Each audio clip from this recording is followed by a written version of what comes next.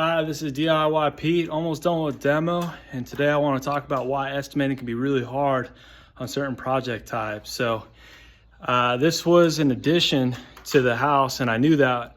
And what I couldn't have accounted for is that the original roof ridge line is right there. Can't figure out why they would have built it that way, but they did.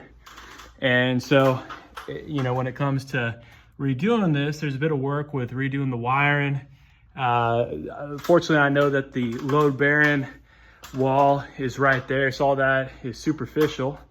But at the same time, I got lucky and unlucky with the way they framed it. So good example of this is my joist run to where the closet used to be, but I want to get rid of this wall.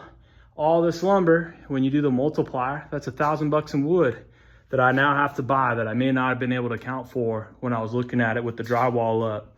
On the flip side of things, where I got lucky is these headers that are solid give me a lot of flexibility. I've got the structural elements where all I have to do is readjust the 2x4s based off the door I'm putting in, the windows that I'm putting in. But then where I got unlucky is there was a patio roof structure that had dry rot. So I knew when I bought this house that I had to redo it. But I couldn't tell based off the way it was built, how far it overlapped the roofing here. You can see that the sheathing isn't fully laid, and they put some flashing down. It wasn't done properly. There's gaps that are beyond the acceptable tolerance of a 1/8 inch. So I may be in a position where I have to redo the whole roof, even though it's only 3 years old. But then flip it again to where I'm lucky on this patio structure. It overlapped the rest of the house's roof every which direction.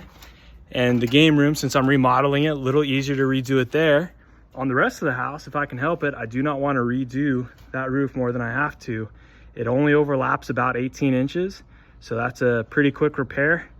When I pry off the boards next to these beams, I'm hoping I can see that they are securely attached. If so, then I can actually use these to set the new gutter line and have a bit of an overhang to provide some shade and water resistance. So, if I was a general contractor trying to spec this job, there would have been a lot of variables that'd be hard to account for, would have resulted in a lot of change orders, and it really would have put a damper on some of those design elements. If you want to vault the ceiling, if you want to remove a wall, if you want to do X, Y, and Z, there's just so much that's hard to account for, even if you have all the best tools at your disposal. And as I do this, my name is DIY Pete.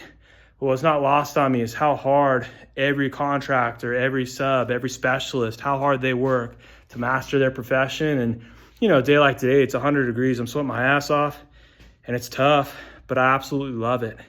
And that's what propels everyone that's in the trades, is a love for what they do. So, I am doing it myself because I enjoy it, but I have to put my hat off for all the people that do it for a trade, that do it as a career, because there's a lot to be said for that intersection between passion and capability. DIY Pete out.